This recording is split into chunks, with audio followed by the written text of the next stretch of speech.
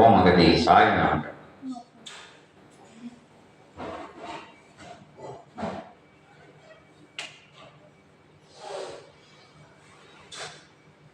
இறைமகா சபையினுடைய சுவடு உன் இல்லத்தில் படுமாறு, ஏற்றமுடன் அழியா சுவடு உன் இல்லத்தில் படுமாறு, சபை நினைவோடு இல்லம் முழுவதும் வளம் வருகின்ற அந்நிலை தவழ்கின்ற வேலைகளில் அற்புதமாக அனைத்து நிலைகளுக்குள்ளிருந்தும் விடுபடுகின்ற வேற இருக்கின்ற மாற்று வேற்று நிலைகள் எல்லாம் யாம் உரைத்தவாறு கூறிய அத்தகைய 3 தச அடிநிலை என்பது ஒவ்வொருவர் இல்லத்தையும் குறிக்கின்றது என்று அத்தியம் குறிக்கின்றோம். ஓம் அகதி சாய நமக.